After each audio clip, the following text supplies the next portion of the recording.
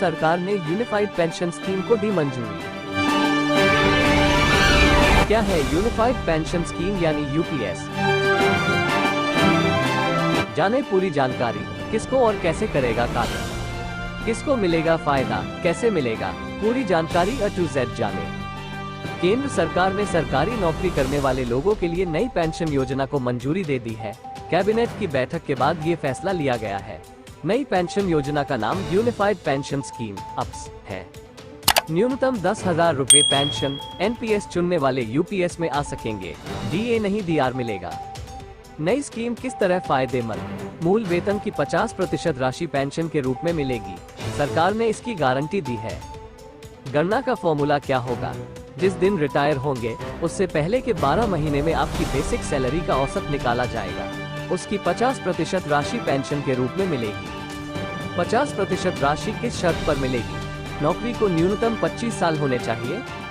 मेरी नौकरी कम साल की है, न्यूनतम 10 साल की नौकरी से रिटायर हुए तो 10,000 रुपए पेंशन मिलेगी। इसका बोझ कर्मचारी पर पड़ेगा। कर्मचारियों का योगदान 10% बना रहेगा। सरकार अपना योगदान 14% से बढ़ाकर 18.5% करेगी।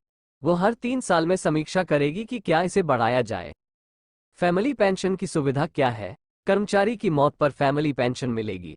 जीवन साथी को बेसिक सैलरी की 60% पेंशन मिलेगी। गणना मृत्यु के वक्त आखिरी महीने की बेसिक सैलरी से होगी।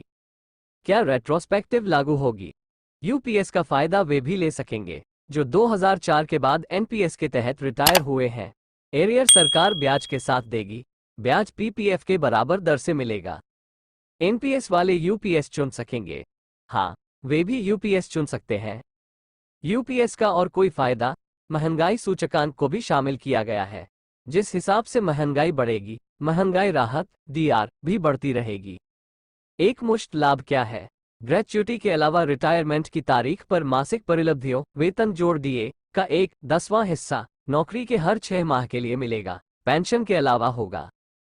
क्या राज्य सरकारें लागू करेगी? केंद्र ने कहा है कि राज्य सरकारें अपने कर्मचारियों के लिए यूपीएस लागू कर सकती हैं। स्पष्ट है कि राज्य कर्मचारी राज्य सरकारों पर दबाव बनाएंगे कि वे भी इसे लागू करें। 1 अप्रैल 2025 से लागू होगी योजना। इसके तहत अगर किसी कर्मचारी ने 25 साल नौकरी की है तो रिटायरमेंट के पहले नौकरी के आखिरी 12 महीने की बेसिक सैलरी का 50% अमाउंट भी पेंशन के तौर पर मिलेगा। अगर कोई कर्मचारी 10 साल बाद नौकरी छोड़ देता है तो उसे हर महीने 10,000 रुपए की पेंशन मिलेगी। इससे लगभग 23 लाख कर्मचारियों को फायदा होगा। ये स्कीम 1 अप्रैल 2025 से लागू कर दी जाएगी। वहीं अगर सर्विस के दौरान किसी सरकारी कर्मचारी की मौत हो जाती है तो उसके परिवार को कर्मचारी की मौत के वक्त तक मिलने वाली पेंशन का 60% हिस्सा मिलेगा। यूपीएस की 5 बड़ी बातें। पेंशन। कर्मचारी को रिटायरमेंट से पहले के 12 महीने की बेसिक सैलरी के औसत का 50% एश्योर्ड पेंशन के रूप में मिलेगा। किसी ने अगर 25 साल काम किया है तो उसे ये पेंशन मिलेगी। 25 साल से कम और 10 साल से ज्यादा है तो कम होगी। Assured family pension. कर्मचारी की मौत होने के समय उसकी जो पेंशन बनेगी, यदि मौत की जगह उसका रिटायरमेंट हुआ होता, उसका 60% पेंशन के रूप में परिवार को मिलेगा। Assured minimum pension. 10 साल से कम सर्विस होने पर एश्योर्ड मिनिमम पेंशन 10,000 रुपये महीना होगी। महंगाई के साथ यह आज की तारीख में करीब 15,000 रुपये होगी। इन तीनों पेंशन पर महंगाई के हिसाब से डीआर डीएनएस रिलीफ का पैसा मिलेगा, जो all India consumer price index for industrial workers AICPIW पर आधारित होगा। किसी कर्मचारी को उसके नौकरी के आखिरी 6 महीनों की सैलरी और भत्ता एक लमसम अमाउंट के तौर पर दिया जाएगा। 25 साल की सेवा और 50,000 रुपये के मूल वेतन पर गणना। OPS pension. मूल वेतन का 50% यानी 25,000 रुपये दिए। Family pension. मूल वेतन का 30% यानी 15,000 रुपये जोड़ दिए। न्यूनतम पेंशन 9,000 रुपये जोड़ डीए। UPS pension. मूल वेतन का 50% यानी 25,000 रुपये जोड़ दिया। Family pension. मूल वेतन का 60% यानी 30,000 जोड़ दिया। न्यूनतम पेंशन 10,000 रुपये जोड़ दिया। यूपीएस में ग्रेच्युटी में नुकसान।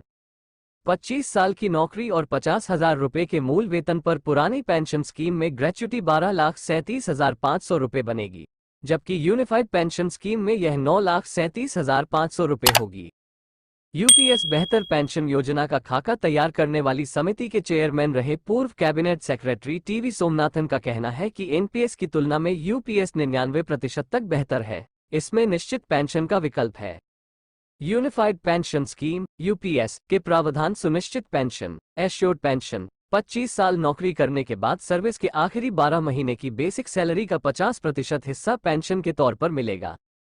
मिनिमम पेंशन, कम से कम 10 साल नौकरी के बाद अगर कोई नौकरी छोड़ देता है तो उसे हर महीने 10,000 रुपये पेंशन में मिलेंगे।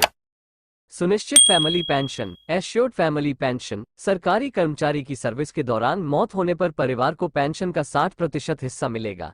सुनिश्चित पेंशन, सुनिश्चित फैमिली पेंशन और मिनिमम पेंशन में all India consumer price index for industrial workers AICPIW के आधार पर नौकरी पेशा लोगों को महंगाई भत्ता DNS रिलीफ मिलेगा। रिटायरमेंट पर ग्रेच्युटी के अमाउंट के अलावा एक मुश्त पेंशन मिलेगी। अभी के लिए बस इतना ही, आगे भी ऐसे ही अपडेट आपको देते रहेंगे। आपको भी पाने के लिए हमारे YouTube चैनल अमेजिंग न्यूज को सब्सक्राइब करें और बेल आइकन पर क्लिक करें ताकि हमारे वीडियो आप तक सबसे पहले पहुंचे। जल्दी मिलते हैं नए वीडियो के साथ, तब तक के लिए नमस्कार।